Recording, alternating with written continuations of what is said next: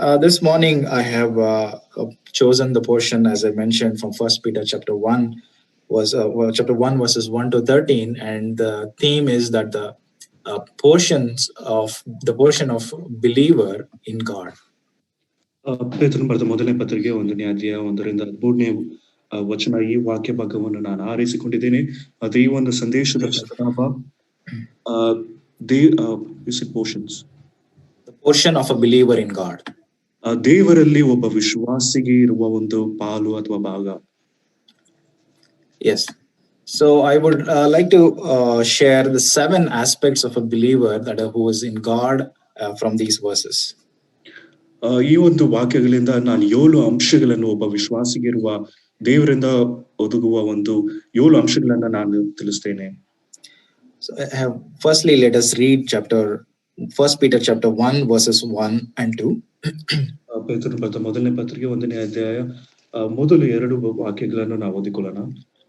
So as you can see on the screen, these are the 7 aspects that I would like to take from these. I would like to consider and meditate upon this morning.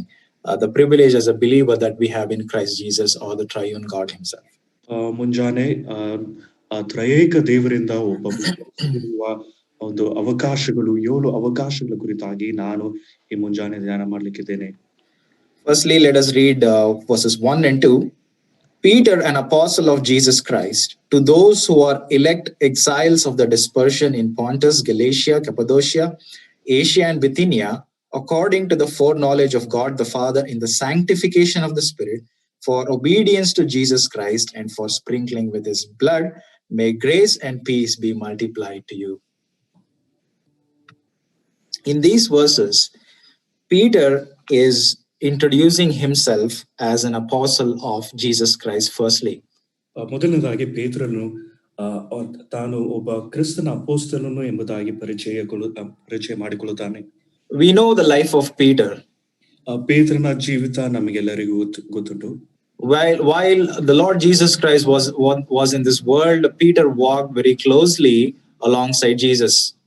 ಕರ್ತನಾದ ಯೇಸು ಕ್ರಿಸ್ತನು ಈ ಭೂಮಿಯ ಮೇಲೆ ಇರುವಾಗ ಪೇತ್ರನು ತುಂಬಾ ಹತ್ತಿರದಲ್ಲಿ ಕರ್ತನಾದ ಯೇಸು ಕ್ರಿಸ್ತನ ಜೊತೆ ನಡೆದನು. He was a humble fisherman.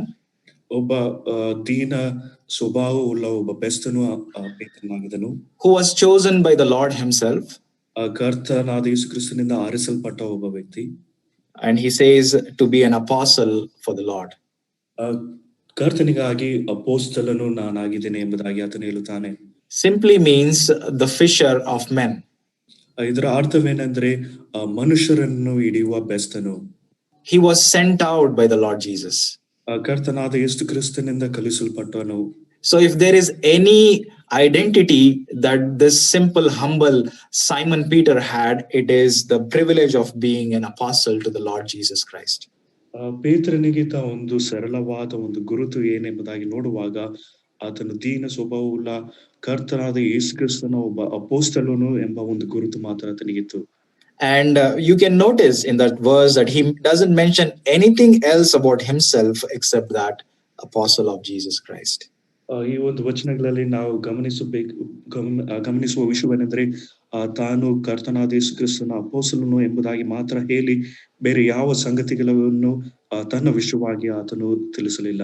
Even in our lives as believers, there is nothing central other than the mission of the Lord Jesus Christ.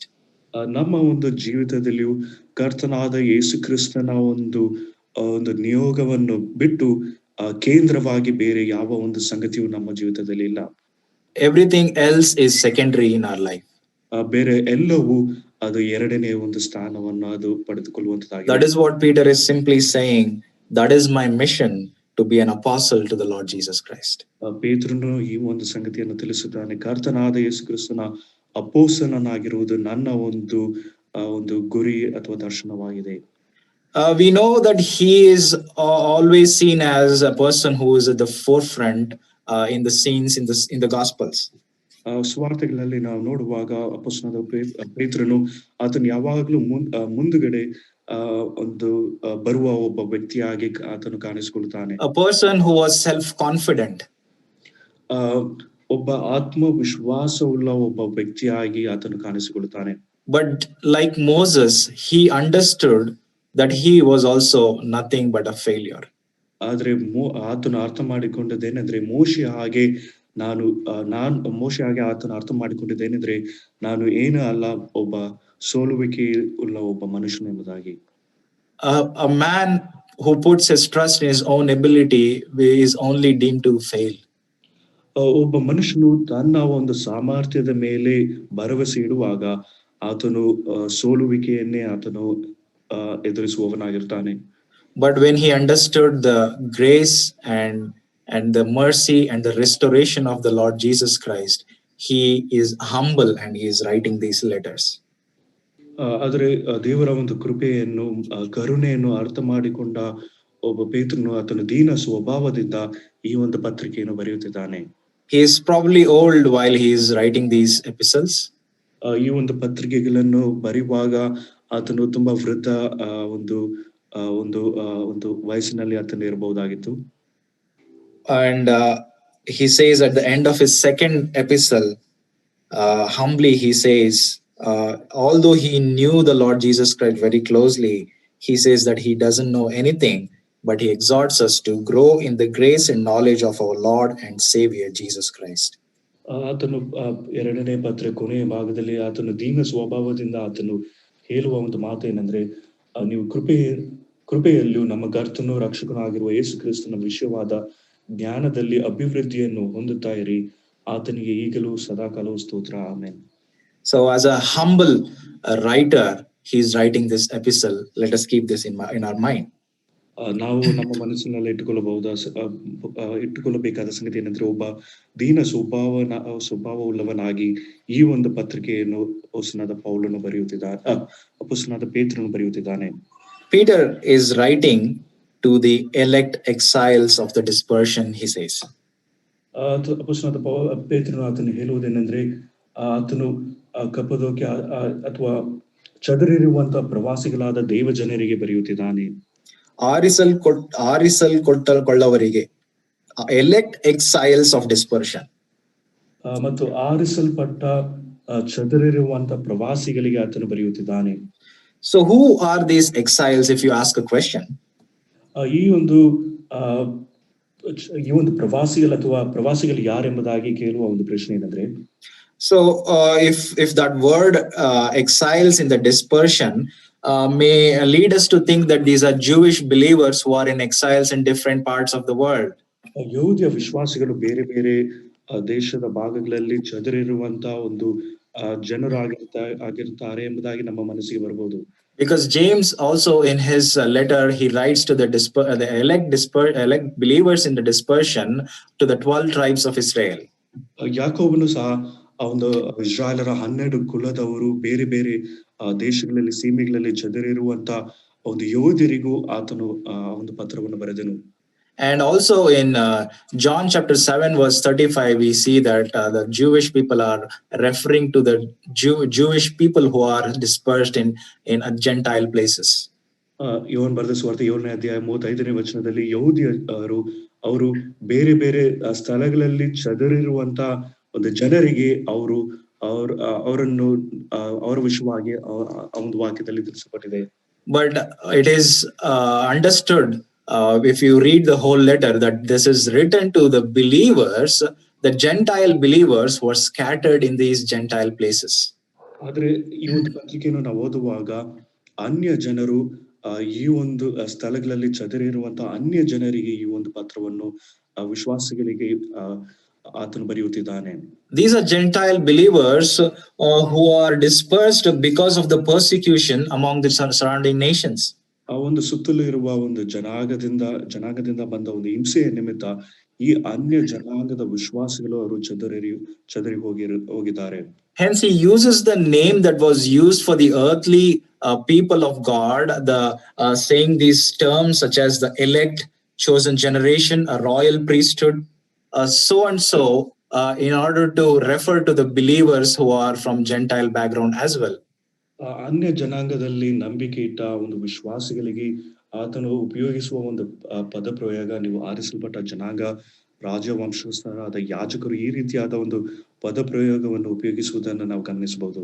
Because in the Old Testament, we see that these names were given to the elect nation of Israel, and he uses those very same phrases or terms to address the Gentile believers in Christ at that time.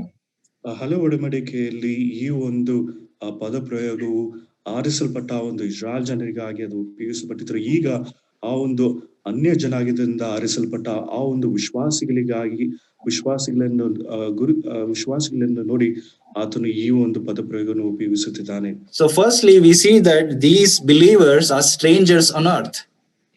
ಈ ಒಂದು ವಿಶ್ವಾಸಿಗಳು ಮೊದಲನೇದಾಗಿ ಅವರು ಈ ಭೂಮಿಯ ಮೇಲೆ ಅವರು ಪ್ರವಾಸಿಗಳಾಗಿದ್ದಾರೆ ಅಥವಾ ಅಪರಿಚಿತ ಇಲ್ಲದವರಾಗಿದ್ದಾರೆ.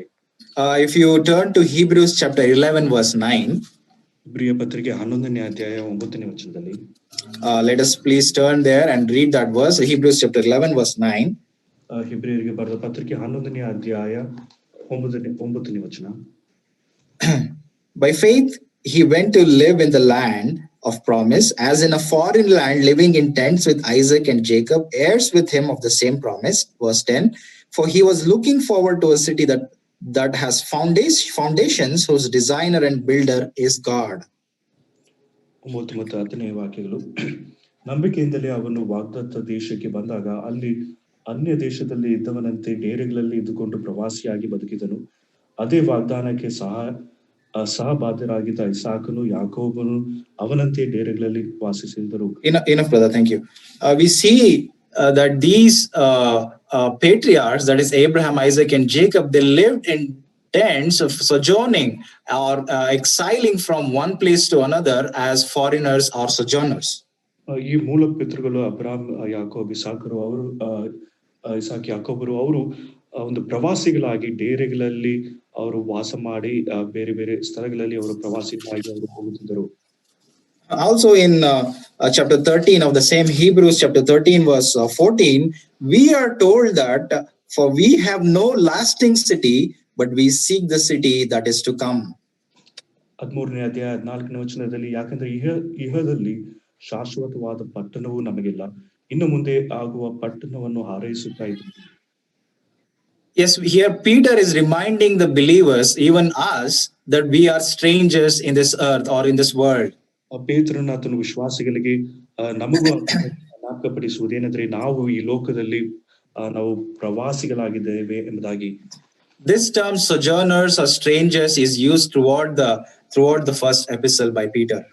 ಪೇತ್ರನು ಈ ಒಂದು ಮೊದಲನೇ ಪತ್ರಿಕೆಯಲ್ಲಿ ಈ ಒಂದು ಪದಪ್ರಯೋಗವನ್ನು ಹೆಚ್ಚಾಗಿ ಉಪಯೋಗಿಸುವುದನ್ನು ನಾವು ಗಮನಿಸಬಹುದು. Hence, he is reminding at the very beginning that you are not of this world or not of this earth, but you are just strangers who are sojourning through this world. ಮೊದಲು ಆದಿಯಲ್ಲಿ ಆತನು ನೆನಪು ಮಾಡುವುದೇನಂದ್ರೆ ಈ ಲೋಕಕ್ಕೆ ಸಂಬಂಧಪಟ್ಟವರಲ್ಲ, ಆದ್ರೆ ನೀವು ಪ್ರವಾಸಿಗಳಾಗಿದ್ದೀರಿ ಎಂಬುದಾಗಿ ಆತನು ತಿಳಿಸುತ್ತಿದ್ದಾನೆ. And he is connecting that sojourners to be someone who is elected by the foreknowledge of God the Father in verse 2. ಎರಡನೇ ವಚನದಲ್ಲಿ ತಂದೆಯಾದ ದೇವರ ಭವಿಷ್ಯ ಜ್ಞಾನಾನುಸಾರವಾಗಿ ಆರಿಸಿಕೊಳ್ಳಲ್ಪಟ್ಟವರಿಗೆ ಬರೆಯುವುದೇನೆಂದ್ರೆ ಎಂಬುದಾಗಿ ಆತನು ತಿಳಿಸುತ್ತಿದ್ದಾನೆ. So these people are sojourners on earth, but if you ask to what end, what is the purpose of us or the believers who are being on this world as sojourners, Peter explains this in the coming passages. ಈ ಒಂದು ಪ್ರವಾಸಿಗಳು ಎಂಬುದಾಗಿ ಹೇಳುವಾಗ ಯಾವ ಹಂತದವರೆಗೂ ಪ್ರವಾಸಿಗಳು ಎಂಬುದಾಗಿ ಪೇತ್ರನು ಈ ಒಂದು ವಾಕ್ಯ ಭಾಗಗಳಲ್ಲಿ ಆತನು ತಿಳಿಸುತ್ತಿದ್ದಾನೆ. You are strangers, but not exactly a stranger. ನೀವು ಪ್ರವಾಸಿಗಳಾಗಿದ್ದೀರಿ, ಆದರೆ ನಿಜವಾಗಿಯೂ ಪ್ರವಾಸಿಗಳಲ್ಲ. Because a stranger is someone who is not known by anyone. ಒಬ್ಬ ಪ್ರವಾಸಿಯು ಯಾರಿಗೂ ಆತನು ಗೊತ್ತಿಲ್ಲದವನಾಗಿ ಆತನು ಇರುತ್ತಾನೆ. But here we see that these strangers or the believers who are in this world are actually known by God the Father. ಈ ಒಂದು ಪ್ರವಾಸಿಗಳು ಅವರು ವಿಶ್ವಾಸಿಗಳಾಗಿದ್ದು ಮತ್ತು ದೇವರಿಂದ ತಿಳಿದುಕೊಳ್ಳಲ್ಪಟ್ಟವರು ಎಂಬುದಾಗಿ ನಾವು ಅರ್ಥ ಮಾಡಿಕೊಳ್ಳಬಹುದು. And it is by the foreknowledge of God the Father. In the sanctification of the Spirit, we read, for obedience to Jesus Christ and for the sprinkling with his blood. ಪವಿತ್ರಾತ್ಮನಿಂದ ಪ್ರತಿಷ್ಠಿಸಲ್ಪಟ್ಟವರಾಗಿ ದೇವರಿಗೆ ವಿಧೇಯರಾಗುವುದಕ್ಕೂ ಯೇಸುಕ್ರಿಸ್ತನ ರಕ್ತದಿಂದ ಪ್ರೋಕ್ಷಿತರಾಗುವುದಕ್ಕೂ ತಂದೆಯಾದ ದೇವರ ಭವಿಷ್ಯ ಜ್ಞಾನಾನುಸಾರವಾಗಿ ಆರಿಸಲ್ಪಟ್ಟವರು. Here we see that the fourfold progression of our salvation, which involved all three persons of the Trinity. ಈ ಒಂದು ರಕ್ಷಣೆಯಲ್ಲಿ ತ್ರಯೇಕ ದೇವರು ಒಳಗೊಂಡಿರುವುದನ್ನು ನಾವು ನೋಡಬಹುದು. Firstly, the believers are foreknown by the foreknowledge of God the Father. ಮೊದಲನೇದಾಗಿ ವಿಶ್ವಾಸಿಗಳು ದೇವರ ಒಂದು ಭವಿಷ್ಯ ಜ್ಞಾನ ಅನುಸಾರವಾಗಿ ಆರಿಸಿಕೊಳ್ಳಲ್ಪಟ್ಟವರು. And we are sanctified by the Spirit. We are set apart by the Spirit for something. ಎರಡನೇದಾಗಿ ಪವಿತ್ರಾತ್ಮನಿಂದ ಒಂದು ಉದ್ದೇಶಕ್ಕಾಗಿ ನಾವು ಪ್ರತಿಷ್ಠಿಸಲ್ಪಟ್ಟವರಾಗಿದ್ದೇವೆ. And that purpose is given in the same verse, for obedience to Jesus Christ and for sprinkling with his blood. ಆ ಉದ್ದೇಶ ಅದೇ ವಾಕ್ಯದಲ್ಲಿ ಕೊಡಲ್ಪಟ್ಟಿದೆ, ದೇವರಿಗೆ ವಿಧೇಯರಾಗುವುದಕ್ಕೂ ಯೇಸುಕ್ರಿಸ್ತನ ರಕ್ತದಿಂದ ಪ್ರೋಕ್ಷಿತರಾಗುವುದಕ್ಕೂ.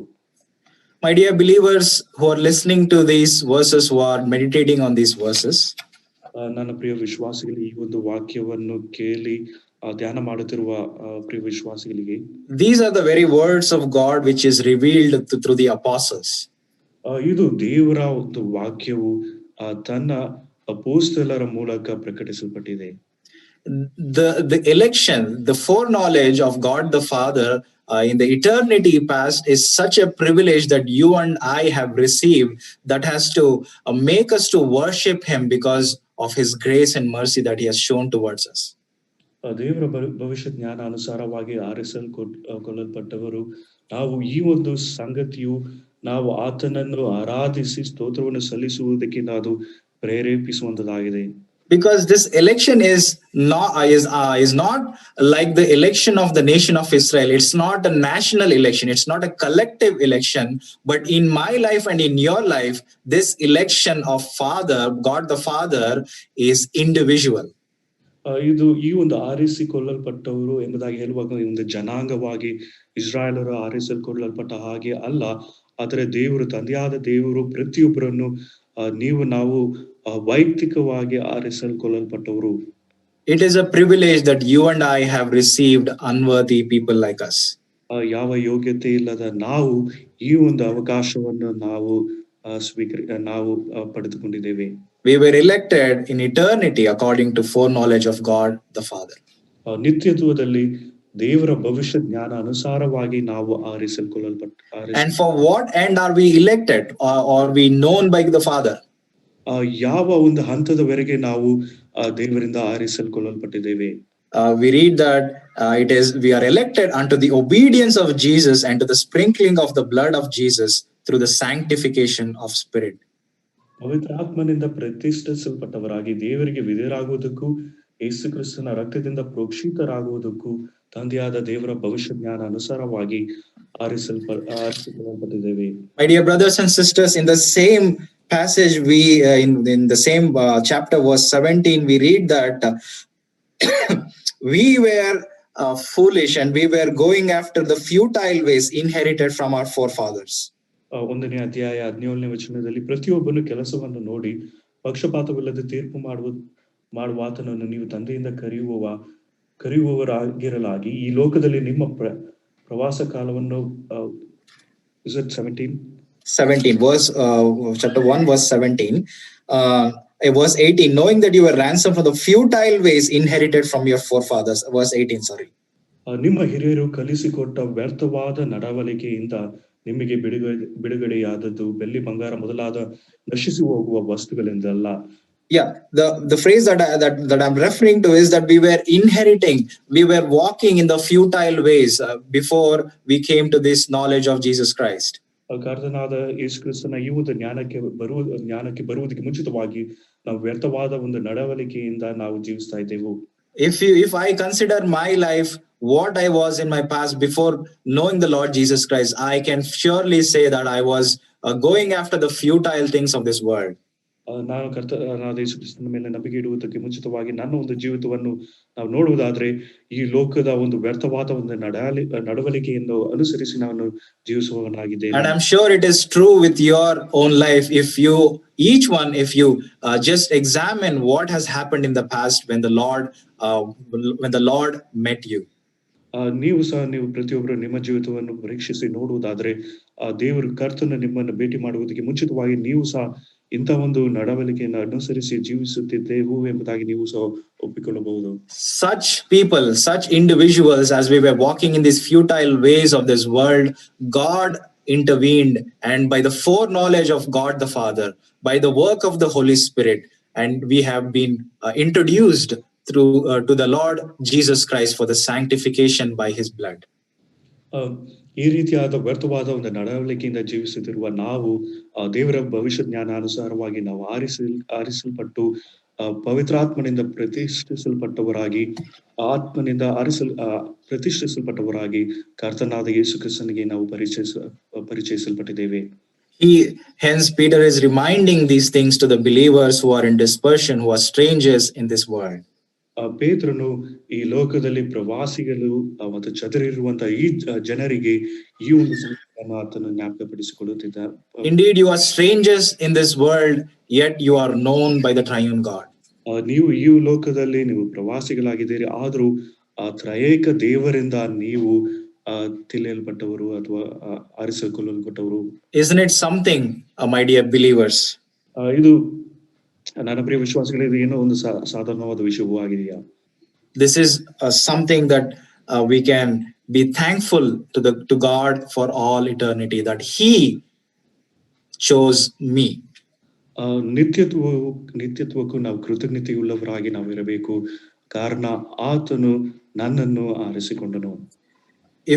If you have people in your own family that have not known the Lord Jesus Christ, and you have come to know the Lord Jesus Christ, it is not because of your own doing, it is because of the election, it is because of the foreknowledge of God the Father that you have come to know the Lord Jesus Christ by the work of the Holy Spirit. ನಿಮ್ಮ ಒಂದು ಕುಟುಂಬದಲ್ಲಿ ರಕ್ಷಣೆಗೆ ಬಾರದೇ ಇರುವ ಒಂದು ಜನರು ಇರುವುದಾದ್ರೆ ಮತ್ತು ನೀವು ರಕ್ಷಣೆಗೆ ಬಂದಿರುವುದಾದ್ರೆ ಅದು ನಿಮ್ಮ ಒಂದು ಕಾರ್ಯದ ಮೂಲಕವಲ್ಲ, ಆದರೆ ದೇವರ ಒಂದು ಭವಿಷ್ಯ ಜ್ಞಾನ ಅನುಸಾರವಾಗಿ ಪವಿತ್ರಾತ್ಮನಿಂದ ಈ ಒಂದು ಸಂಗತಿಯು ಈ ಒಂದು ಕಾರ್ಯವು ಅದು ನಡೆಯಿತು. So Peter is saying for these believers like us including, he says, may grace and peace be multiplied to you. ಪೇತ್ರನು ಇಂಥ ಜನರಿಗೂ ಮತ್ತು ನಮಗೆ ಆತನು ಹೇಳುವುದೇನೆಂದ್ರೆ ನಿಮಗೆ ಕೃಪೆಯು ಶಾಂತಿಯು ಹೆಚ್ಚೆಚ್ಚಾಗಿ ದೊರೆಯಲಿ. Not only that we have received the grace and peace by the election and the work of the Holy Spirit through the blood of the Lord Jesus Christ, but as we live in this world, we need that grace and peace every day of our lives. ನಾವು ದೇವರ ಒಂದು ಭವಿಷ್ಯ ಜ್ಞಾನ ಅನುಸಾರವಾಗಿ ಆರಿಸಿಕೊಳ್ಳಲ್ಪಟ್ಟವರು ಮಾತ್ರವಲ್ಲದೆ ಪವಿತ್ರಾತ್ಮನಿಂದ ಪ್ರತಿಷ್ಠಿಸಲ್ಪಟ್ಟವರು, ದೇವರಿಂದ ಯೇಸು ಕ್ರಿಸ್ತನ ರಕ್ತದಿಂದ ಪ್ರೋಕ್ಷಿಸಲ್ಪಟ್ಟವರಾಗಿ ಮಾತ್ರವಲ್ಲದೆ ಈ ಲೋಕದಲ್ಲಿ ಜೀವಿಸುವುದಕ್ಕಾಗಿ ನಮಗೆ ಕೃಪೆಯು ಮತ್ತು ಶಾಂತಿಯು ಹೆಚ್ಚೆಚ್ಚಾಗಿ ನಮಗೆ ಬೇಕು. Hence this is the common salutation of all the apostles while they are addressing to a group of people or the church. ಸಭೆಗಾಗ್ಲಿ ಮತ್ತು ಕೆಲವು ಗುಂಪಿನ ಜನರಿಗೆ ಅವರನ್ನು ವಂದಿಸುವುದಕ್ಕೆ ಈ ಒಂದು ಪದ ಪ್ರಯೋಗವನ್ನು ಎಲ್ಲ ಅಪೊಸ್ತಲರು ಅವರು ಉಪಯೋಗಿಸುವವರಾಗಿರುತ್ತಾರೆ. Isn't it true that we always, every day, each and every moment, that we need the grace and peace of God to continue our Christian living? ನಮ್ಮ ಕ್ರೈಸ್ತ ಜೀವಿತವನ್ನು ಮುಂದುವರಿಸುವುದಕ್ಕಾಗಿ ದೇವರ ಒಂದು ಕೃಪೆಯು ಶಾಂತಿಯು ನಮಗೆ ಪ್ರತಿಯೊಬ್ಬರಿಗೂ ನಮಗೆ ಅಗತ್ಯವಾಗಿದೆವಲ್ಲ. And after writing this salutation, Peter in verse 3 and 4, he exalts the triune God. ಈ ಒಂದು ಪೇತ್ರನು ಆತನು ವಂದಿಸಿದ ನಂತರ 3 ಮತ್ತು 4ನೇ ವಾಕ್ಯಗಳಲ್ಲಿ ದೇವರನ್ನು ಆತನು ಕೊಂಡಾಡುವವನಾಗಿದ್ದಾನೆ. I have written here as verse 3 and 4 as our home in heaven, because I'm talking about the portion that we have as believers. 3 ಮತ್ತು 4ನೇ ವಚನ ಅದು ಪರಲೋಕದಲ್ಲಿ ನಮಗೆ ಇರುವ ಒಂದು ಮನೆ ಎಂಬುದಾಗಿ ಮತ್ತು ವಿಶ್ವಾಸಿಗಳಿಗೆ ಇರುವ ಒಂದು ಅವಕಾಶದ ವಿಷಯವಾಗಿ ನಾವು ಧ್ಯಾನ ಮಾಡುತ್ತಾ ಬರುತ್ತಿದ್ದೇವೆ. Let us read verses 3 and 4. Blessed be the God and Father of our Lord Jesus Christ. According to his great mercy, he has caused us to be born again to a living resurrection of Jesus Christ from the dead, to an inheritance that is imperishable, undefiled, and unfading, kept in heaven for you. uh, Here in these verses, Peter is exalting the mercy of God that we have received through the Lord Jesus Christ. ಪೇತ್ರನು ಇಲ್ಲಿ ನಾವು ಕರ್ತನಾದ ಯೇಸು ಕ್ರಿಸ್ತನ ಮೂಲಕ ಸ್ವೀಕರಿಸಿದ ಒಂದು ಕರುಣೆಯ ವಿಷಯವಾಗಿ ಅದನ್ನು ಆ ಕರುಣೆಯನ್ನು ಕೊಂಡಾಡುತ್ತಾ ಇದ್ದಾನೆ. He is exalting that according to his great mercy, he has caused you and I to be born again to a living hope through the resurrection of Jesus Christ from the dead.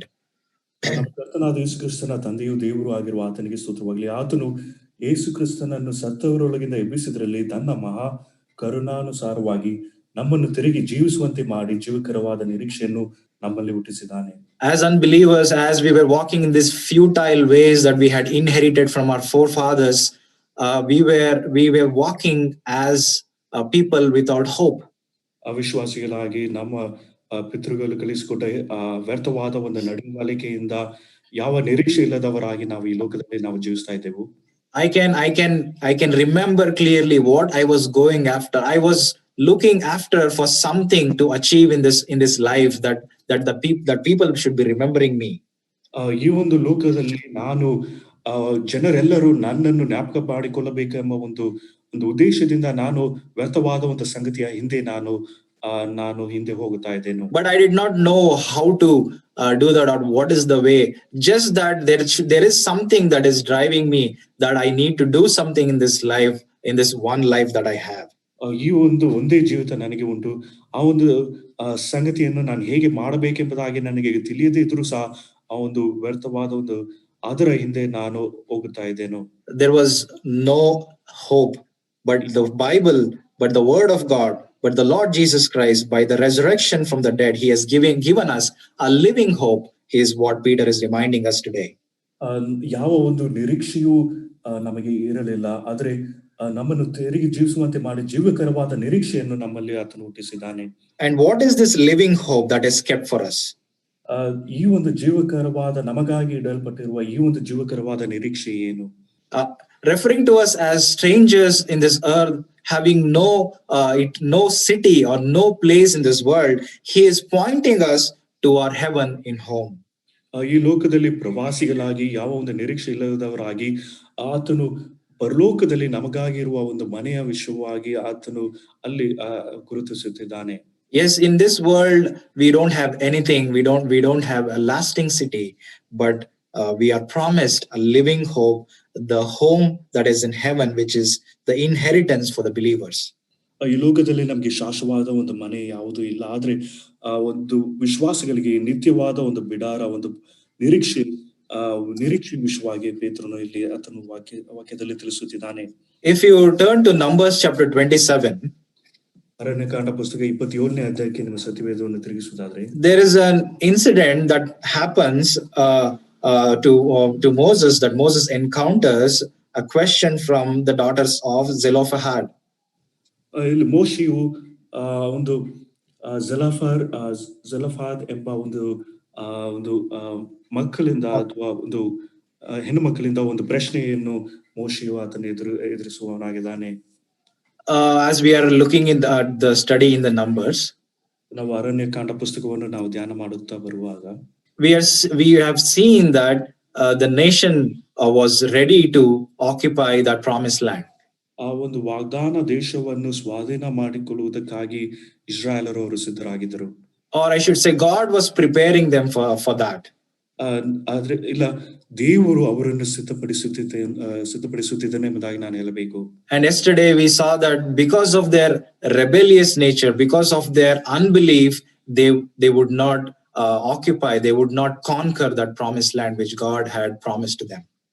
ಆದ್ರೆ ಅವರ ಒಂದು ಅಪನಂಬಿಕೆಯ ಒಂದು ದೆಸೆಯಿಂದ ಮತ್ತು ತಿರುಗು ಬೀಳುವಿಕೆಯ ಒಂದು ಸ್ವಭಾವ ಇರುವುದರಿಂದ ದೇವರು ಅವರಿಗೆ ವಾಗ್ದಾನ ಮಾಡಿದ ಒಂದು ದೇಶವನ್ನು ಅವರು ಸ್ವಾಧೀನ ಮಾಡಿಕೊಳ್ಳದೆ ಹೋಯಿತು. But in chapter 27, when we come, In verse 3 and 4, the daughters of Zelophehad are addressing Moses, saying that our father died in the wilderness. Not, he was not among the company of those who gathered themselves together against the Lord in the company of Korah, but died of his own sin, that is, his sin of unbelief, and he had no sons. Why should the name of our father be taken away from his clan because he had no son? Give to us a position among our father's brothers. Here, why am I reading these verses in connection to what we have read in First Peter chapter 1, verse 3 and 4? ಪೇತ್ರನು ಬರೆದ ಮೊದಲನೇ ಪತ್ರಿಕೆ 1ನೇ ಅಧ್ಯಾಯ 3 ಮತ್ತು 4ನೇ ವಚನಕ್ಕೆ ಅನುಗುಣವಾಗಿ ಈ ಒಂದು ಅರಣ್ಯಕಾಂಡ 27ನೇ ಅಧ್ಯಾಯ 3 ಮತ್ತು 4ನೇ ವಚನವನ್ನು ನಾನು ಯಾಕೆ ಓದುತ್ತಾ ಇದ್ದೇನೆ? Why? Because the Lord is answering to this question to the daughters of Zelophehad. ಕಾರಣ ಏನೆಂಬುದಾಗಿ ನೋಡುವಾಗ ದೇವರು ಈ ಒಂದು ಪ್ರಶ್ನೆಗೆ ಉತ್ತರ ಈ ಒಂದು ಮಕ್ಕಳಿಗೆ ದೇವರು ತಾನೇ ಆ ಒಂದು ಪ್ರಶ್ನೆಗೆ ಉತ್ತರವನ್ನು ಕೊಡುತ್ತಿದ್ದಾನೆ. In verse 6 and verse 7 we read that, and the Lord said to Moses, the daughters of Zelophehad are right. You shall give them possession of an inheritance among their father's brothers and transfer the inheritance to their father to them. 6 ಮತ್ತು 7ನೇ ವಚನಗಳಲ್ಲಿ ಸ್ವಲ್ಪ ಹಣದ ಹೆಣ್ಣು ಮಕ್ಕಳು ಹೇಳುವುದು ನ್ಯಾಯ. ಅವರ ತಂದೆಯ ಕುಲದವರೊಂದಿಗೆ ಅವರಿಗೂ ನೀನು ಸ್ವಾಸ್ಥ್ಯವನ್ನು ಕೊಡಬೇಕು. ತಂದೆಯ ಸ್ವಾಸ್ಥ್ಯವು ಅವರಿಗೆ ಬರಲಿ. ಮತ್ತು ನೀನು ಇಸ್ರಾಯೇಲರಿಗೆ ಹೀಗೆ ಆಜ್ಞಾಪಿಸು, ಯಾವನಾದರೂ ಮಗನಿಲ್ಲದೆ ಸತ್ತರೆ ಅವನ ಸ್ವಾಸ್ಥ್ಯವು ಅವನ ಮಕ್ಕಳಿಗೆ ಆಗಬೇಕು, ಮಗಳಿಗೆ ಆಗಬೇಕು, ಅವನ ಮಗಳಿಗೆ ಆಗಬೇಕು. Yes, the Lord is saying, if a man dies and has no son, you shall transfer his inheritance to his daughter. ಯಾವನಾದ್ರೂ ಮಗನಿಲ್ಲದೆ ಸತ್ತರೆ ಅವನ ಸ್ವಾಸ್ಥ್ಯವು ಅವನ ಮಗಳಿಗೆ ಆಗಬೇಕು. Why is this being connected here? ಯಾಕೆ ನಾನು ಈ ಒಂದು ಸಂಗತಿಯನ್ನು ಇಲ್ಲಿ ಹೋಲಿಸಿ ನಾನು ತಿಳಿಸ್ತಾ ಇದ್ದೇನೆ? Because the Lord was particular about the inheritance that the nation of Israel and the tribe of Israel had to possess in their lives. Israel ಜನಾಂಗವು, ಇಸ್ರಾಯೇಲ್ ಕುಲದವರು, ಅವರು ಸ್ವಾಧೀನ ಮಾಡಿಕೊಳ್ಳಬೇಕಾದ ಒಂದು ದೇಶದ ವಿಷಯವಾಗಿ ದೇವರು ನಿಖರವಾಗಿ ಆಜ್ಞೆಗಳನ್ನು ಕೊಟ್ಟಿದ್ದನು. God is so particular about that earthly possession of the people of Israel. Israel ಜನರ ಒಂದು ಭೌತಿಕವಾದ ಒಂದು ಸ್ವಾಸ್ಥ್ಯದ ವಿಷಯವಾಗಿ ದೇವರು ಆತನು ತುಂಬಾ ನಿಖರವಾಗಿದ್ದನು. He said even if they don't have sons, it should be given to their daughters. He is very particular. He is gracious to consider the brothers and the sisters. ಆತನು ತುಂಬಾ ದೇವರು ಕೃಪಾಭರಿತನಾಗಿದ್ದಾನೆ. ಮಗನಿಲ್ಲದರೂ ಮಗಳಿಗೆ ಕೊಡಬೇಕೆಂಬುದಾಗಿ ದೇವರು ತಿಳಿಸಿದನು. Yes, that is what I wanted to connect here. If God is so particular about the earthly possession that the Israelites had to possess, how much more is he particular about the people who are redeemed by the blood of the Lord Jesus Christ, that inheritance that he will give us, that is in heaven, that is kept in heaven for us. ದೇವರು ಈ ಒಂದು ಭೌತಿಕವಾದ ಒಂದು ಸ್ವಾಸ್ಥ್ಯದ ವಿಷಯವಾಗಿ ಎಷ್ಟು ಕಾಳಜಿ ಉಳ್ಳವನಾಗಿದ್ದಾರೆ. ವಿಶ್ವಾಸಿಗಳಾಗಿ, ಲೋಕದಲ್ಲಿ ಪ್ರವಾಸಿಗಳಾಗಿ ಇರುವ ವಿಶ್ವಾಸಿಗಳಿಗೆ ಆತನು ಆ ಒಂದು ಲೋಕದ ಒಂದು ಸ್ವಾಸ್ಥ್ಯ ಎಷ್ಟು ನಿಖರವಾಗಿ ಆತನ ಇರಬಹುದು. Here we see that God is very particular about our inheritance, that is our home in heaven, because we don't have a lasting city in this world. ಈ ಲೋಕದಲ್ಲಿ ನಮಗೆ ಯಾವ ಶಾಶ್ವತವಾದ ಒಂದು ಪಟ್ಟಣ ಇಲ್ಲದೆ ಇರುವ ಒಂದು ಕಾರಣದಿಂದ ದೇವರು ನಮಗೆ ಲೋಕದಲ್ಲಿರುವ ಮನೆಯ ವಿಷಯವಾಗಿ ಆತನು ಕಾಳಜಿ ಉಳ್ಳವನಾಗಿದ್ದಾನೆ. Abraham, Isaac, and Jacob, as we read, they were sojourners in this world. In the promised land, they were sojourning, but they were looking forward for the city whose foundation and the builder was God himself. Abraham, Isaac, ಯಾಕೋಬರು ಈ ಒಂದು ವಾಗ್ದಾನದ ದೇಶದಲ್ಲಿಯೂ ಅವರು ಪ್ರವಾಸಿಗಳಾಗಿ ಅವರು ಜೀವಿಸ್ತಾ ಇದ್ರು ಮತ್ತು ಒಂದು ಶಾಶ್ವತವಾದ ಒಂದು ಪಟ್ಟಣವನ್ನು ಹಾರೈಸುತ್ತಾ ಪ್ರವಾಸಿಗಳಾಗಿ ಅವರು ಜೀವಿಸುತ್ತಿದ್ದರು.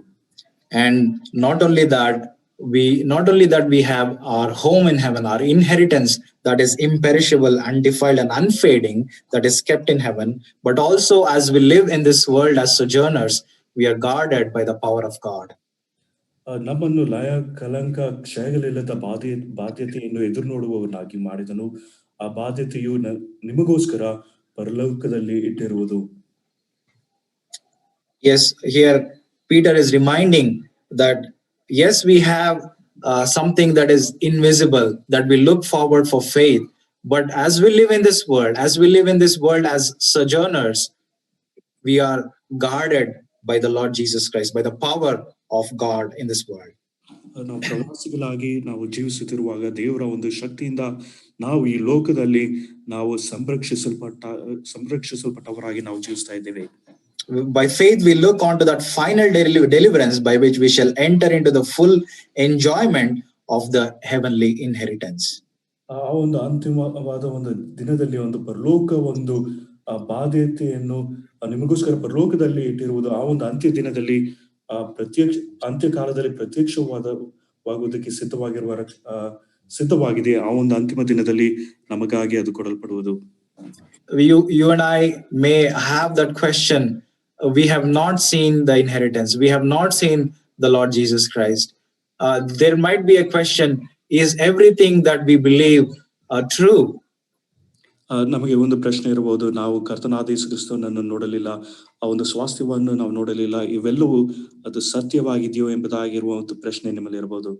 If it were in our power to believe in these invisible things by faith, if it was our faith, then we would not be sustained. We would not be continuing in that.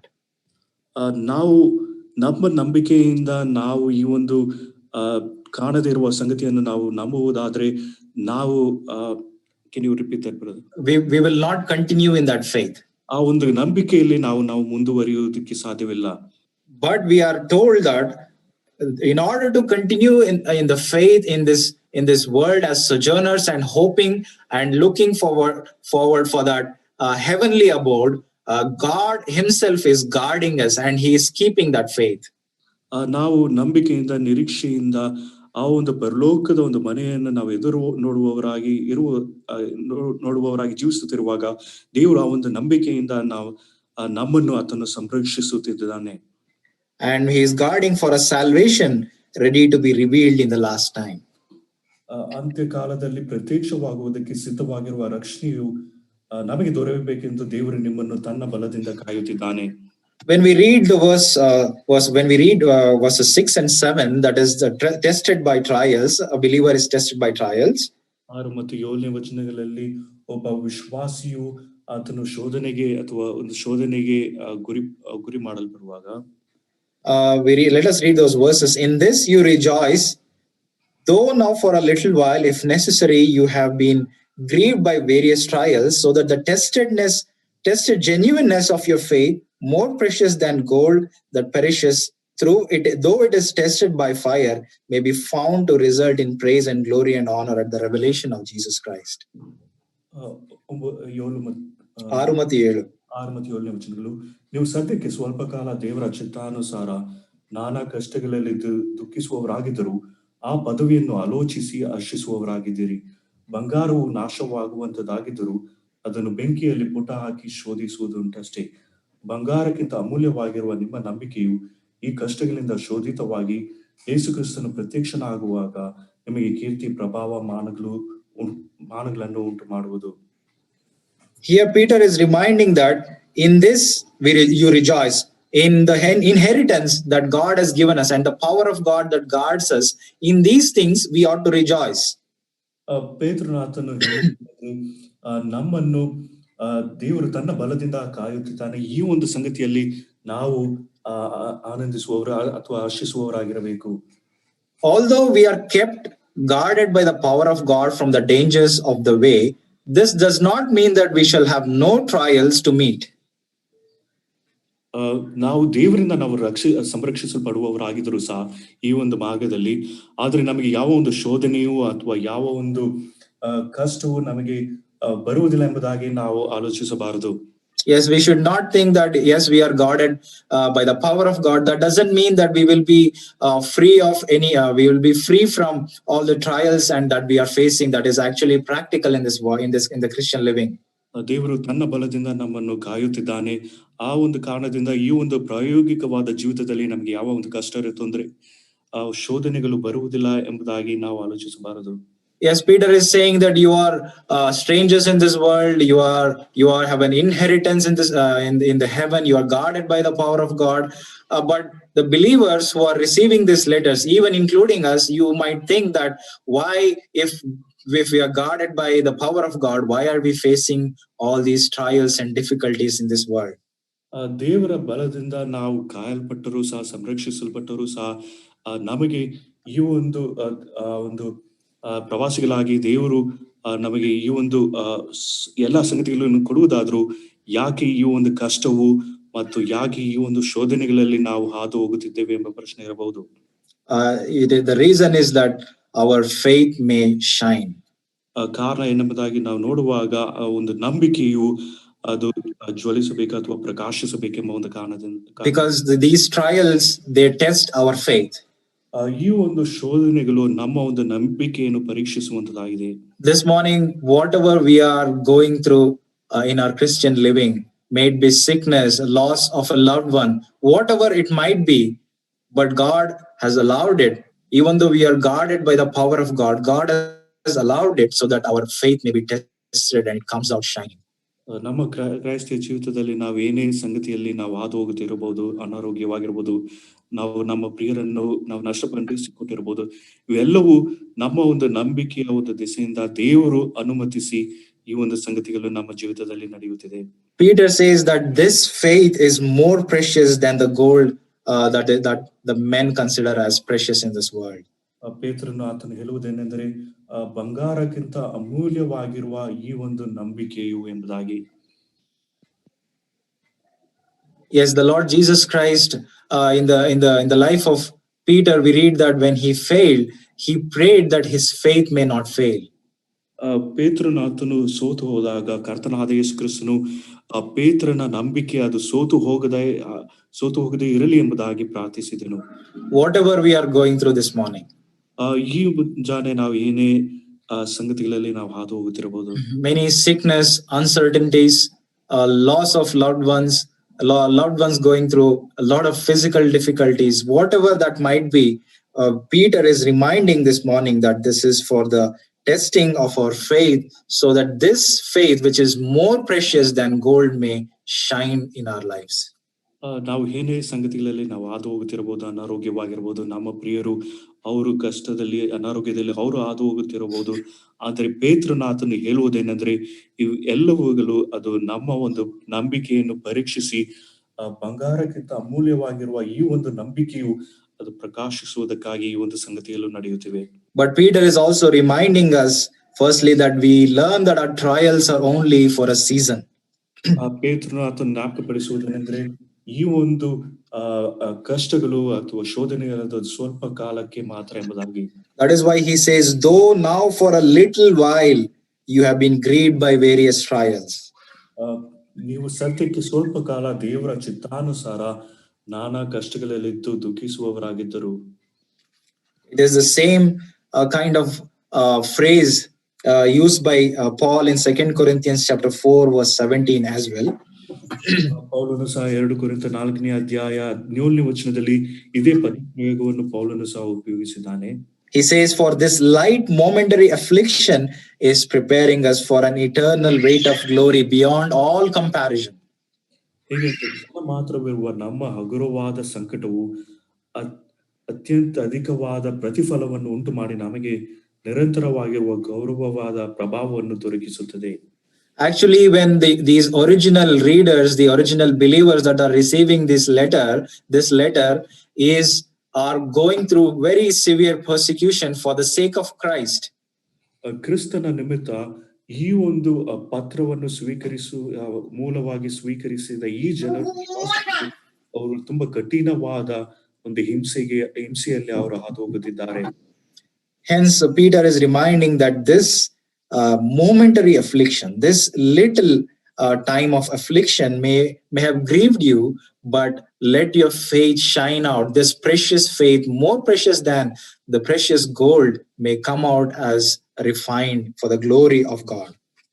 ನೀವು ಸದ್ಯಕ್ಕೆ ಸ್ವಲ್ಪ ಕಾಲ ದೇವರ ಚಿತ್ತಾನುಸಾರ ನಾನಾ ಕಷ್ಟಗಳಲ್ಲಿದ್ದು ದುಃಖಿಸುವವರಾಗಿದ್ದರೂ ಸಹ ಆ ಒಂದು ಬಂಗಾರಕ್ಕಿಂತ ಅಮೂಲ್ಯವಾಗಿರೋ ನಿಮ್ಮ ನಂಬಿಕೆಯು ಈ ಕಷ್ಟಗಳಿಂದ ಶೋಧಿತವಾಗಿ ಯೇಸುಕ್ರಿಸ್ತನ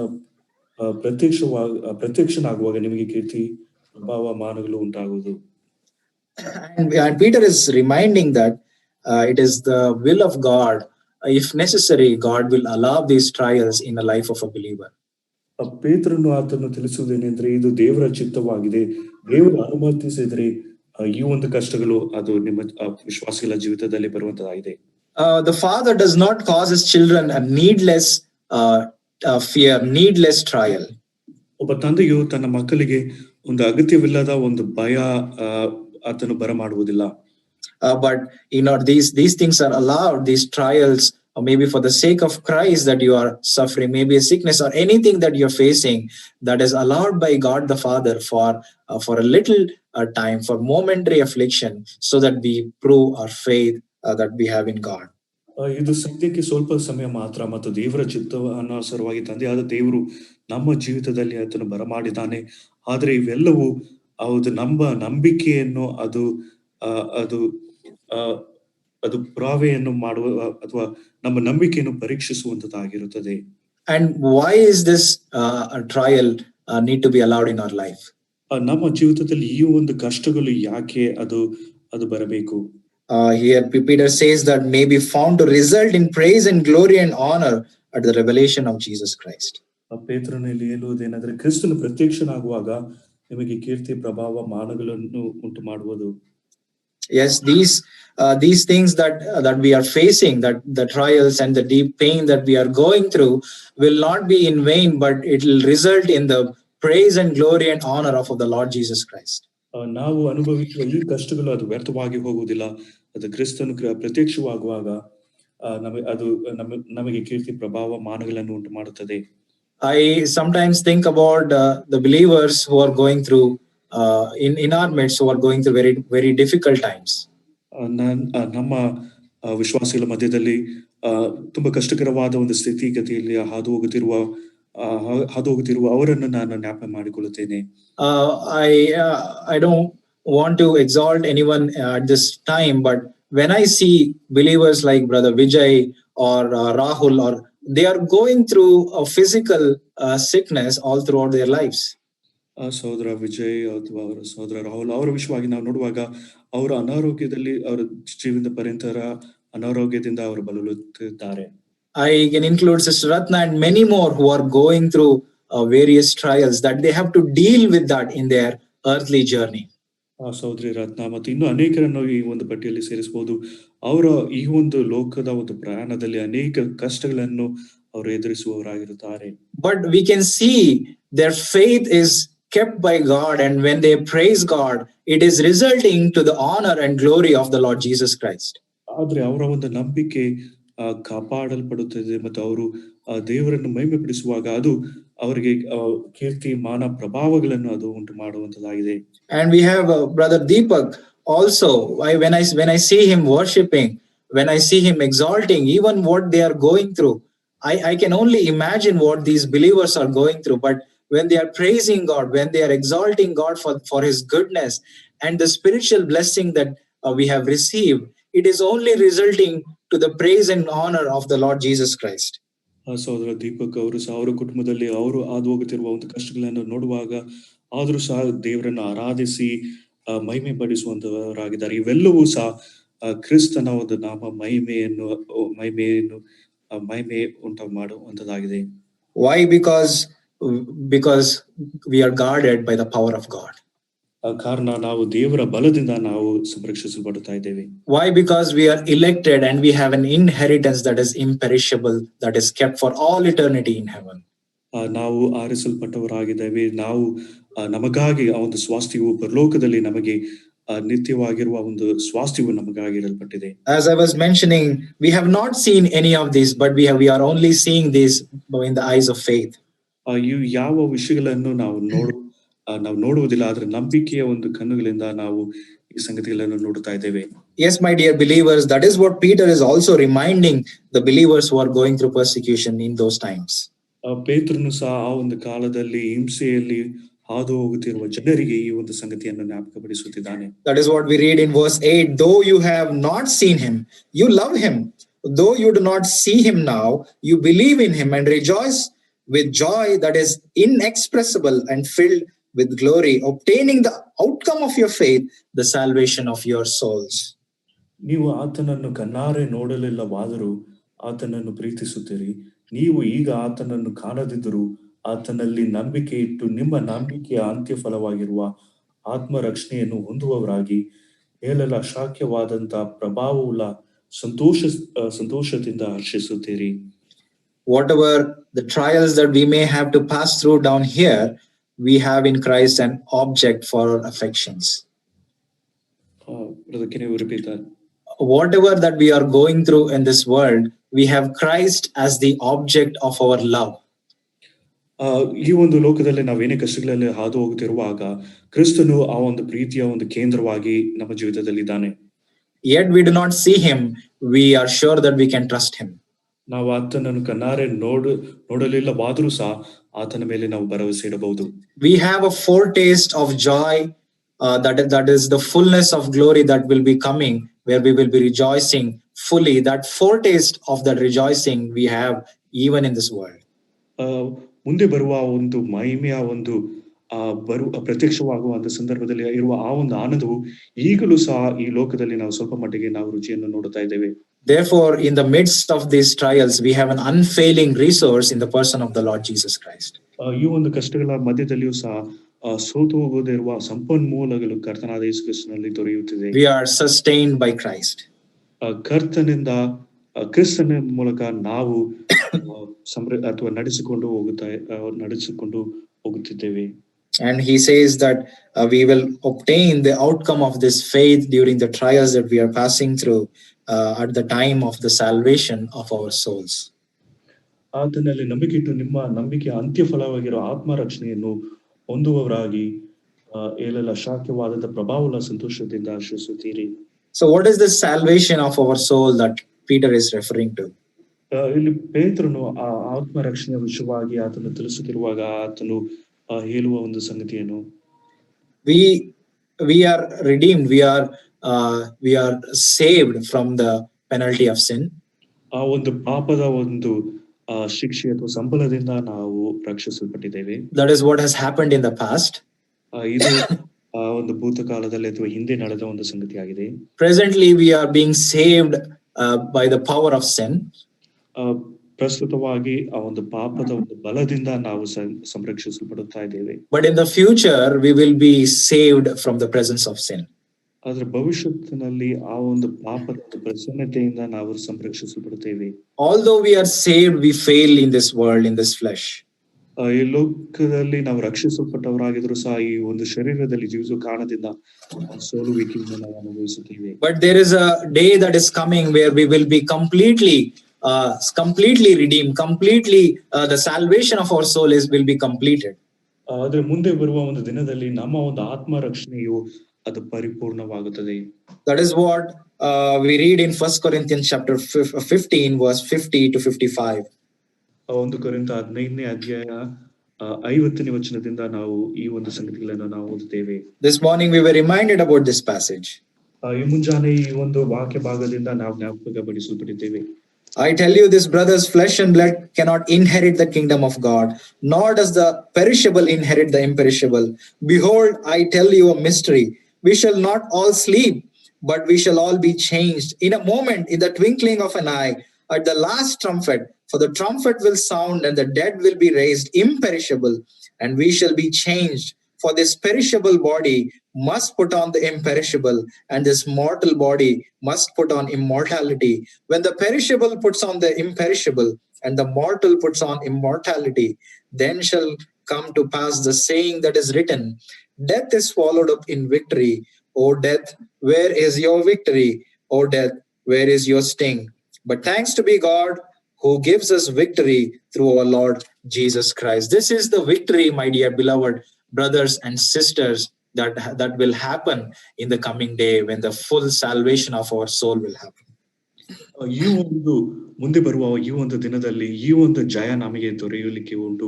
ನಮ್ಮ ಆತ್ಮ ರಕ್ಷಣೆಯು ಅದು ಪೂರ್ಣವಾಗಿ ಅದು ಪರಿಪೂರ್ಣವಾಗುವ ಸಮಯದಲ್ಲಿ. So Peter is reminding us to wait for the full salvation of our soul. ಪೇತ್ರನು ನಮ್ಮ ಒಂದು ಆತ್ಮ ರಕ್ಷಣೆಯು ಅದು ಸಂಪೂರ್ಣಗೊಳ್ಳುವುದಕ್ಕಾಗಿ ಕಾಯಬೇಕೆಂಬುದಾಗಿ ಪೇತ್ರನು ತಿಳಿಸುತ್ತಿದ್ದಾನೆ. The apostle Peter here, he refers in verse 10 and verse 13 that this salvation is about the grace that was given to us. ಈ ಒಂದು ಪೇತ್ರನು 10 ಮತ್ತು 10ರಿಂದ 13ನೇ ವಚನಗಳಲ್ಲಿ ಪೇತ್ರನು ಈ ಒಂದು ರಕ್ಷಣೆ ವಿಷಯವಾಗಿ ನಮಗೆ ಕೊಡಲ್ಪಟ್ಟಿರುವ ಒಂದು ಕೃಪೆಯ ವಿಷಯವಾಗಿ ಆತನು ಮಾತನಾಡುತ್ತಿದ್ದಾನೆ. Peter is telling that this salvation that we are going to receive, the full salvation, he refers it to as the grace that we have received. ಈ ಒಂದು ಆತ್ಮ ರಕ್ಷಣೆ ವಿಷಯವಾಗಿ ನಾವು ಪರಿಪೂರ್ಣವಾದ ಆತ್ಮ ರಕ್ಷಣೆಯು ನಾವು ಸ್ವೀಕರಿಸಿಕೊಳ್ಳುವ ಈ ಒಂದು ಸಂಗತಿಯ ವಿಷಯವಾಗಿ ನಾವು ಹೊಂದಿರುವ ಈ ಒಂದು ಕೃಪೆಯ ಕುರಿತಾಗಿ ಆತನು ತಿಳಿಸುತ್ತಾನೆ. And in verse 10 we read that concerning this salvation, the prophets who prophesied about the grace that was to be yours searched and inquired carefully, inquiring that what person at the time the Spirit of Christ in them was indicating when he predicted the sufferings of Christ and subsequent glories. 10ರಿಂದ ಓದಿಕೊಳ್ಳೋಣ. ದೇವರು ನಿಮಗೆ ತೋರಿಸಿರುವ ಕೃಪೆಯನ್ನು ಕುರಿತು ಮುಂತಿಳಿಸಿದ ಪ್ರವಾದಿಗಳು ಈ ರಕ್ಷಣೆ ವಿಷಯದಲ್ಲಿ ಸೂಕ್ಷ್ಮವಾಗಿ ವಿಚಾರಿಸಿ ಪರಿಶೋಧನೆ ಮಾಡಿದರು. ತಮ್ಮಲ್ಲಿದ್ದ ಕ್ರಿಸ್ತನ ಆತ್ಮನು ಕ್ರಿಸ್ತನಿಗೆ ಬರಬೇಕಾದ ಬಾಧೆಗಳನ್ನು ಅವುಗಳ ತರುವಾಯ ಉಂಟಾಗುವ ಪ್ರಭಾವವನ್ನು ಮುಂದಾಗಿ ತಿಳಿಸಿದಾಗ ಆತನು ಯಾವ ಕಾಲವನ್ನು ಇಲ್ಲವೇ ಎಂಥ ಕಾಲವನ್ನು ಸೂಚಿಸಿದವನು ಎಂಬುದನ್ನು ಅವರು ಪರಿಶೋಧನೆ ಮಾಡಿದರು. ಈ ಸಂಗತಿಗಳನ್ನು ಮುಂತಿಳಿಸುವುದರಲ್ಲಿ ತಮಗೋಸ್ಕರವಲ್ಲ ನಿಮಗೋಸ್ಕರವೇ ಸೇವೆ ಮಾಡುವಾಗಿದ್ದರೆಂಬುದು ಅವರಿಗೆ ಪ್ರಕಟವಾಯಿತು. ಅವರು ಮುಂದಾಗಿ ಹೇಳಿದ ಸಂಗತಿಗಳೇ ಹೀಗೆ ಸಂಭವಿಸಿದವು ಎಂಬ ವರ್ತಮಾನವು ಪರಲೋಕದಿಂದ ಕಳುಹಿಸಲ್ಪಟ್ಟ ಪವಿತ್ರಾತ್ಮನ ಬಲದಿಂದ ನಿಮಗೆ ಸುವಾರ್ತೆಯನ್ನು ಸಾರಿದವರ ಮೂಲಕ ನಿಮಗೆ ಪ್ರಸಿದ್ಧಿ ಮಾಡಲ್ಪಟ್ಟಿದೆ. ದೇವದೂತರಿಗೂ ಈ ಸಂಗತಿಗಳನ್ನು ಲಕ್ಷ್ಯವಿಟ್ಟು ನೋಡಬೇಕೆಂಬ ಅಪೇಕ್ಷೆ ಉಂಟು. This salvation that we have received is prophesied by the Spirit of Christ even in the Old Testament. ಈ ಒಂದು ರಕ್ಷಣೆಯು ಈ ಹಳೆ ಒಡಂಬಡಿಕೆಯಲ್ಲಿಯೂ ಕ್ರಿಸ್ತನ ಒಂದು ಆತ್ಮನಿಂದ ಪ್ರವಾದಿಸಲ್ಪಟ್ಟಿದೆ. They all indicated about that full salvation that we are going to obtain. ನಾವು ಆ ಒಂದು ಪರಿಪೂರ್ಣವಾದ ಆತ್ಮ ರಕ್ಷಣೆ ಅಥವಾ ರಕ್ಷಣೆಯ ವಿಷಯವಾಗಿ ಒಂದು ಪ್ರವಾದಿಸಲ್ಪಟ್ಟಿದೆ. They prophesied about the Christ coming and his glorification. ಕ್ರಿಸ್ತನ ಒಂದು ಬರೋಣ ಮತ್ತು ಆತನ ಮಹಿಮೆಗೆ ಆರೋಹಣದ ವಿಷಯವಾಗಿಯೂ ಸಹ ತಿಳಿಸಲ್ಪಟ್ಟಿದೆ. But between the coming and the glorification, there was sufferings that the Lord has to go through. ಆದ್ರೆ ಆ ಒಂದು ಬರೋಣ ಅಥವಾ ಮತ್ತು ಲೋಕಕ್ಕೆ ಏರಿ ಹೋದ ಈ ಒಂದು ಮಧ್ಯದಲ್ಲಿ ಆತನು ಶ್ರಮೆಯನ್ನು ಕಷ್ಟಗಳನ್ನು ಅನುಭವಿಸಬೇಕಾಗಿತ್ತು. And through the gospel, through the Holy Spirit, we have been revealed, and those who have believed in this finished work of the Lord Jesus Christ have received the salvation. But can you repeat that? And because of the gospel that is being preached, we as believers who have put the trust in the Lord Jesus Christ have received that salvation in the Lord Jesus Christ. ಆ ಒಂದು ಸ್ವಾರ್ಥಿಯ ಮೂಲಕವೂ ಸಹ ಕರ್ತನಾದ ಯೇಸು ಕ್ರಿಸ್ತನ ಮೇಲೆ ನಂಬಿಕೆಯಿಟ್ಟಿರುವ ಮೂಲಕ ಆ ಒಂದು ರಕ್ಷಣೆಯನ್ನು ನಾವು ಪಡೆದುಕೊಂಡಿದ್ದೇವೆ. And these things even the angels long to look. ದೇವದೂತರು ಸಹ ಈ ಒಂದು ಸಂಗತಿಯನ್ನು ಅವರು ಅಪೇಕ್ಷೆಯಿಂದ ನೋಡಬೇಕೆಂಬುದಾಗಿ ಲಕ್ಷ್ಯವಿಟ್ಟು ನೋಡಬೇಕೆಂಬುದಾಗಿ ಅಪೇಕ್ಷಿಸುತ್ತಾರೆ. Therefore Peter is reminding us that not only that we are strangers and in this world, but we have an inheritance in heaven, guarded by the power of God. Although we are tested by various trials, we are sustained by Christ, as we are waiting to receive the full salvation in glory. ನಾವು ಪೇತ್ರನು ಆತನು ಹೇಳುವುದೇನೆಂದರೆ, ಈ ಒಂದು ಲೋಕದಲ್ಲಿ ಪ್ರವಾಸಿಗಳಾಗಿದ್ದರೂ ಸಹ ದೇವರು ತನ್ನ ಬಲದಿಂದ ಆತನು ನಮ್ಮನ್ನು ಸಂರಕ್ಷಿಸುವವನಾಗಿದ್ದರೂ ಸಹ ಆ ಒಂದು ಪರಿಪೂರ್ಣವಾದ ಒಂದು ಆತ್ಮ ರಕ್ಷಣೆಗಾಗಿ ಅಥವಾ ಆ ಒಂದು ನಿತ್ಯವಾದ ಒಂದು ಸ್ವಾಸ್ಥ್ಯವನ್ನು ನಮಗಾಗಿ ಪರಲೋಕದಲ್ಲಿ ಆತನು ಇಟ್ಟಿದ್ದಾನೆ. Therefore let us read verse 13, what Peter tells us to do. 13ನೇ ಪೇತ್ರನು ನಾವು ಮಾಡಬೇಕಾದದ್ದು ಏನು ಎಂಬುದಾಗಿ ಅಲ್ಲಿ ತಿಳಿಸಿದ್ದಾನೆ. Therefore preparing your minds for action and being sober minded, set your hope fully on the grace that will be brought to you at the revelation of Jesus Christ.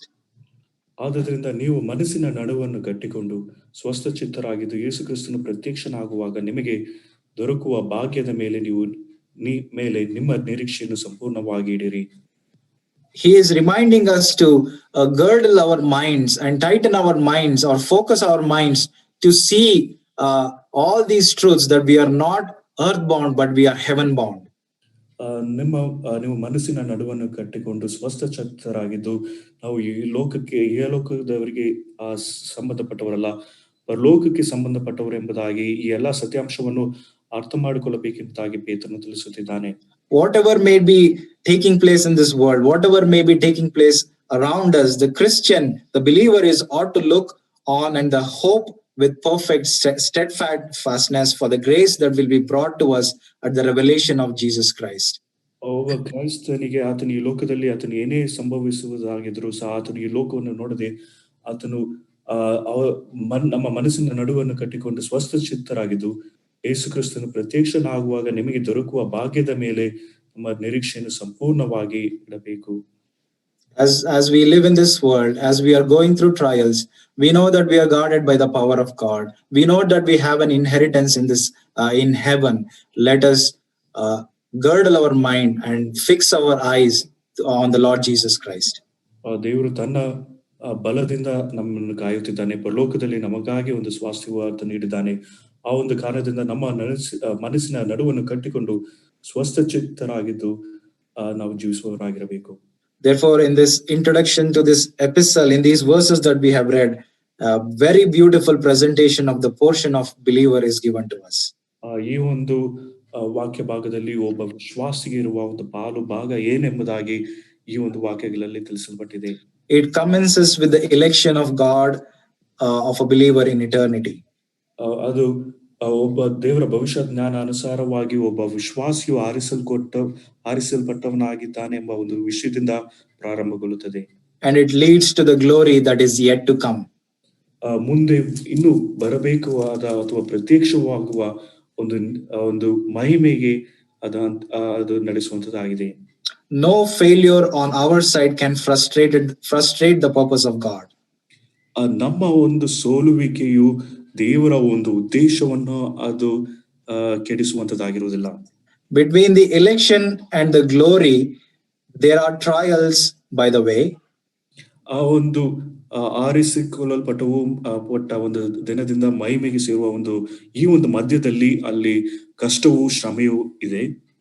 But those God elects, he guards, and those he guards, he will bring to them in glory. ದೇವರು ಆತನು ಆರಿಸಿಕೊಂಡ ಜನರನ್ನು ಆತನು ತನ್ನ ಬಲದಿಂದ ಕಾಯುತ್ತಾನೆ. ಆ ಒಂದು ಆರಿಸಿಕೊಂಡ ಜನರನ್ನು ಆತನು ಮಹಿಮಾ ಪದವಿಗೆ ಸೇರಿಸುವವನು. May God help us with these thoughts, that these verses may bring encouragement and live a Christian life in this world. ಈ ಒಂದು ವಾಕ್ಯ ಭಾಗಗಳು ನಮಗೆ ಪ್ರೋತ್ಸಾಹವನ್ನು ನೀಡಲಿ, ಕ್ರೈಸ್ತ ಜೀವಿತವನ್ನು ಒಳ್ಳೆಯ ಜೀವಿತವನ್ನು ಈ ಲೋಕದಲ್ಲಿ ಜೀವಿಸುವ ಹಾಗೆ ನಮಗೆ ಸಹಾಯ ಮಾಡಲಿ. May God's name be glorified. I thank for the opportunity that is given to me. ದೇವರ ನಾಮಕ್ಕೆ ಮಹಿಮೆ ಉಂಟಾಗಲಿ. ನನಗೆ ಕೊಟ್ಟ ಅವಕಾಶಕ್ಕಾಗಿ ನಾನು ದೇವರನ್ನು ವಂದಿಸುತ್ತೇನೆ.